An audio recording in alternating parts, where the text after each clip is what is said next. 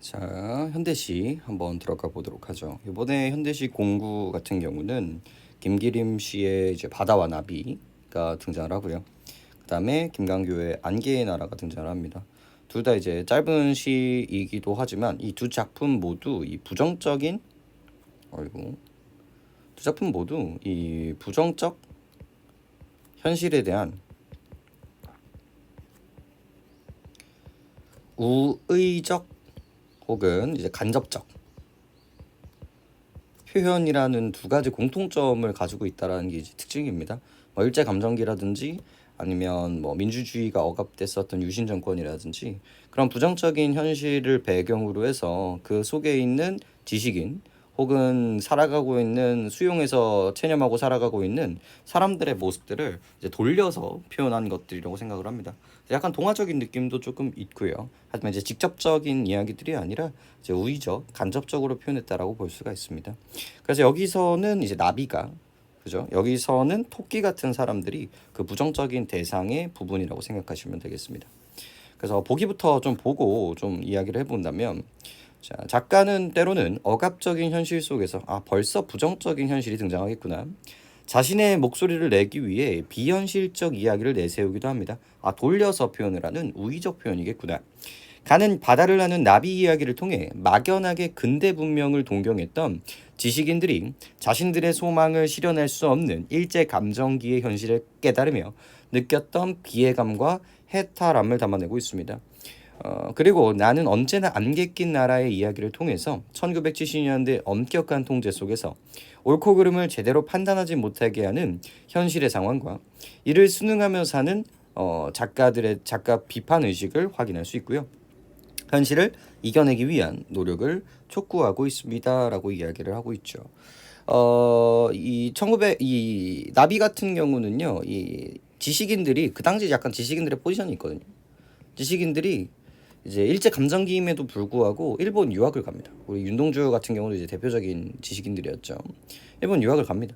그래서 일본 유학을 가서 여기서 배웠었던 이 지식들을 가지고 우리나라를 더 좋게 광복을 할 수 있다. 그런 것들을 이제 수모들을 참아가면서 이제 공부를 한단 말이에요.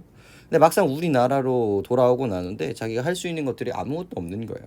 일제감정기에 통제당하고 내가 할 수 있는 거는 친일파 일밖에 없는 거고 독립을 위해서 노력을 해봤자 아무것도 할 수가 없다라는 거죠. 그래서 사회의 차가움, 사회의 쓰라림 것 같은 것들을 이제 배우게 된다라는 거죠. 그래서 그런 절망감이라든지 좌절감들을 보여주는 작품이라고 보시면 되겠고요. 이 두 번째 작품은 안개 낀 나라, 즉 이 통제 속 유신 정권 속에서의 통제 속에서의 그 상황을 이제 안개 낀 것처럼 이제 느끼게 되는 거고요. 그 속에서는 분명히 뭐가 일어나는데 아무것도 이제 알 수가 없다라는 거죠. 그래서 그런 것들을 잘 듣기 위해서 혹은 이제 조금이라도 살아남기 위해서 토끼처럼 변해가는 사람들을 이제 비판하고 있다라는 걸 이제 확인하고 있습니다. 그래서, 그래서 사실 문제 자체는 그렇게 어렵지 않았거든요. 흰 나비가 바다를 청무밭으로 판단했고 근대 문명을 그래요. 보고 봅시다. 네, 보고 오죠.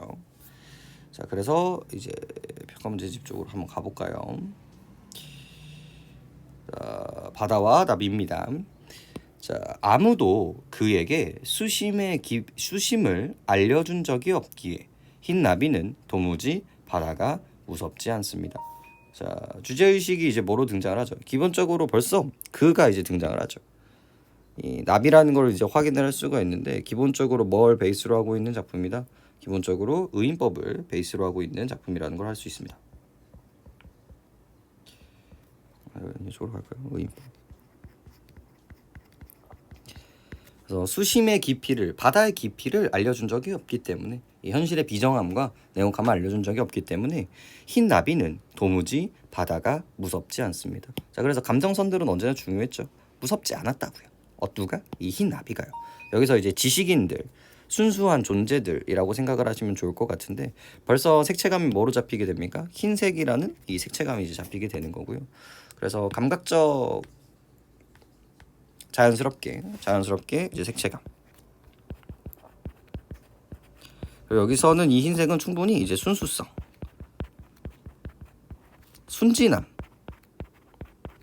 순수성보다는 이 순진함 쪽에 조금 더 방점이 찍혀 있는 이미지라고 생각하시면 되겠습니다. 그래서 바다가 무섭지가 않습니다. 청무밭인가 해서 내려갔다가는 어린 날개가 물결에 젖어서 공주처럼 지쳐서 돌아옵니다. 청무밭이라는 이야기가 나오는데 내려가고 싶어 했잖아요. 그래서 내가 가고 싶은 이제 존재가 되는 거죠. 바로 이 부분이 내가 가고 싶어 했었던 이상향이었던 거예요. 좋은 나라를 만들고 싶은 그 의지. 청무에서 내려갔는데 결국은 어린 날개가 이 물결에 젖어서 이 부정적인 물결에 젖게 돼서 이제 공주처럼 지쳐서 돌아오게 됩니다. 수식어들 보이시죠? 그리고 이제 공주처럼이라고 이야기를 했으니까 뭐 직유법 정도도 우리가 체크할 수 있겠네요. 직유법.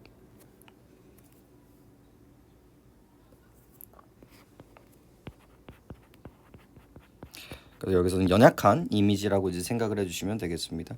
그래서 3월달 바다가 꽃이 피지 않아서 이거 전부 다 뭐에 대한 이미지가 돼요? 긍정적 이미지가 잡히는 거죠. 3월. 원래는 3월이라는 게 이제 봄의 이미지라고 볼 수가 있는데 원래는 꽃이 피어야 되거든요. 근데 여기서는 꽃이 피지 않았기 때문에 생명력이 없는 그런 공간이기 때문에 냉혹한 현실을 보여주는 시간이라고 보시면 되겠고요. 서글픈. 그래서 감정 보이시죠? 이 감정 서글픈. 나비 허리에 새파란 초생달이 시리다. 엄청나게 중요한 표현법들로 이제 만들어지게 되는데 초승달 같은 경우는 이제 새파란 초승달 같은 경우는 어떤 뉘앙스가 이제 만들어집니까?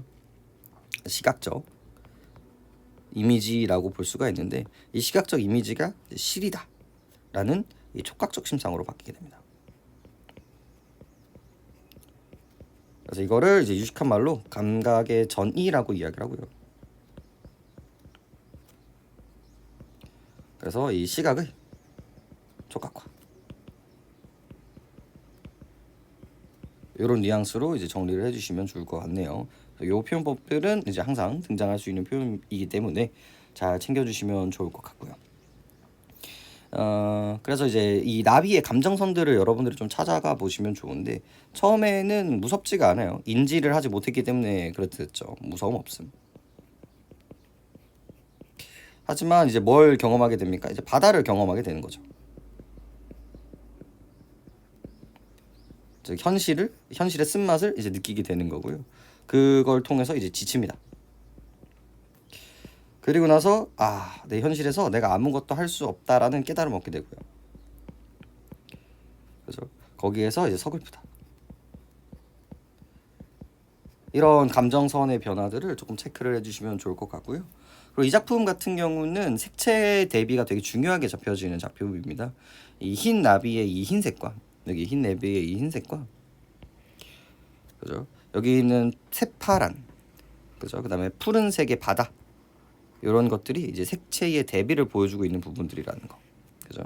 물론 청무밭과도 이제 색채 대비가 보여주고 있기는 하지만 이제 속성적으로 대비가 되는 것도 이 부분이기 때문에 이제 색채 대비를 통해서 이제 이런 주제를 강조하고 있는 부분들이 되겠죠. 조금 길라잡이 좀 읽어볼까요? 새로운 세계에 대한 동경과 좌절감, 즉 동경과 좌절감이 보여주고 있죠. 여기서 이제 동경이 나오겠고요. 선명한 색채 이미지를 통해서 보여주는 부분들입니다. 여기서 바다는 섬뜩하고 거칠며 냉혹한 현실로서 생명이 없는 죽음의 공간으로 묘사가 되고요. 나비는 순진무구하거나 철없는 존재, 또는 식민지 현실이나 거대한 신문명 속에서 현실을 제대로 파악하지 못하는 지식인으로 볼 수가 있겠죠. 이 작품은 바다, 청무밭, 새파란 초생달 등 가슴이 서늘할 정도의 시린 푸른빛과 흰 나비로 대표되는 연약하고 순수한 흰빛의 선명한 대비를 통해 주제를 압축적으로 그려내고 있고요. 그리고 특히 다라는 종결 어미를 통해서 감정을 절제한 객관적 태도를 유지함으로써 주지주의적인 모더니즘 시의 특성을 잘 보여주고 있습니다. 뭐 주의주의적이다, 모더니즘이다 이런 것들을 크게 알 필요는 없는데 이렇게 다 이런 식의 이야기들이 이제 등장하기 때문에 요 다라는 종결어미 미는 충분히 이 절제를 만들어낼 수 있구나. 난 단정적인 부분들이라고 볼 수가 있겠죠.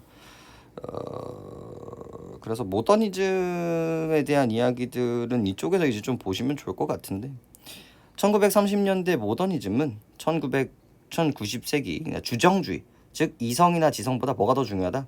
감정이 더 중요하다고 여기거나 감정이 가장 근원적이라고 생각했었던 시들이 있었단 말이야. 우리 감정이 너무 중요해. 감정을 표현하는 게 중요해. 라고 얘기하던 시기가 있었는데 이거에 반박으로 이제 지성을 중시하는 문학 운동이게 됩니다. 그래서 사상과 정서보다는 뭐가 더 중요하다? 이성이 조금 더 중요하고요. 그리고 도시 문명을 비판을 하게 되는데 이런 것들을 이제 이성으로 이겨낼 수밖에 없다라는 거죠. 그 당시 뭐 환경 파괴라든지 민주주의의 억압이라든지 이런 것들이 전부 다 이제 인간의 이성으로 이겨낼 수 있다라는 거죠. 그래서 당시 모더니즘은 이미지를 되게 중요시했는데 시각적 이미지가 되게 중요했습니다. 그래서 실제로 여기서도 이 색채 대비가 되게 중요하게 잡혀지는 이유가 이 작품에 나왔었던 그 시대에 되게 중요한 포인트였기 때문에 그렇습니다. 그래서 좀 더 체크를 해볼까요? 요거는 좀 갖고 가실 필요가 있는데 색채 대비를 통해 이제 회화성을 드러내고 있다. 요게 그림 같다라는 뜻입니다. 이거를 동그라미 치기 위해서는 여러분들이 시각적 심상, 시각적 묘사, 즉 뭐가 되게 많으면 좋다? 색채감, 그 다음에 모양, 이런 것들이 많이 등장을 해야 이 회화성이라는 거를 이제 동그라미 칠 수 있는 근간들이 이제 될 수 있다라고 생각을 해주시면 좋을 것 같아요. 그리고 뭐 시우구의 상징적인 의미들은 뭐 언제나 중요하게 되겠고요. 네, 뭐가 긍정이고 뭐가 부정인지만 잘 나눠주시면 문제를 푸는 데는 큰 무리는 없을 거라고 생각합니다. 자, 다음 작품으로 한번 가볼까요? 자, 다음 작품은 이제 안개의 나라가 되겠네요. 이 작품은 이해와 감상부터 좀 보고 가죠. 진실이 은폐되는 부정적인 현실의 모습, 이게 이제 안개로 표현을 하게 되게 되는 거고요. 현대의 모습에 대해 담담하고 나직한 어조로 비판을 하고 풍자를 하는 작품입니다. 안개로 가려진 안개의 나라에 살고 있는 사람들의 모습을 보여주고 있는데, 자, 너무 중요하네요. 안개의 모습에 절여져서 아무것도 보이지 않는 토끼처럼 귀가 커진 이 사람들의 소시민적 무기력함에 대해서 탄식을 하고 있습니다. 되게 부정적으로 바라보고 있다는 걸 확인할 수 있죠. 작품에 등장하는 안개는 진실이나 사실을 은폐하는 수단으로 부정적인 시대 속에서의 시민의식이 마비되어가는 안개의 나라의 사람들의 모습을 보여줌으로써 우의적으로 현실을 비판하고 있습니다. 돌려서 표현한다는 점이 앞에 있는 작품과 동일한 부분들이 되겠네요. 자, 작품 들어가 보죠. 언제나 안개가 짙은 안개의 나라에서는 아무 일도 일어나지 않습니다. 너무 중요한 표현이네요. 진짜로 아무 일도 일어나지 않을까요? 사람이 잡혀서 죽고 고문당하고 진실이 은폐되고, 그래서 항상 사실과 진실이 나오지만 마치 일어나지 않는 것처럼 은폐되는 이 부정적인 상황을 이제 보여주고 있는 부분들이고요. 너무 중요하죠. 반어법, 그렇죠. 반의적 표현이 등장하고 있는 부분들입니다. 반어법 때문이라도 좀 챙겨주실 필요가 있겠고, 어떤 일이 일어나도 안개 때문에 아무것도 보이지 않으므로, 그래서 은폐 확인하시면 되겠고요. 안개 속에서 사노라면 안개 속에서 익숙해져서 아무것도 보려고 하지 않는다. 그래서 요게 이 소시민적 태도. 원래는 봐야 되는데, 봐서 맞서 싸워야 되는데 되게 소극적이고 이제 무기력하고 이제 순응하고, 그래서 의지라는 단어와 이제 대칭이 되는 이야기들이라고 볼 수가 있겠죠. 안개의 나라에서는 그러므로 보려고 하지 말고 이제 들어야 한다. 그래서 들어야 된다. 이거를 이제 해석을 여러 가지로 할 수가 있는데 이게 이제 의지 촉구라고 볼 수 있는 여지는 있어요.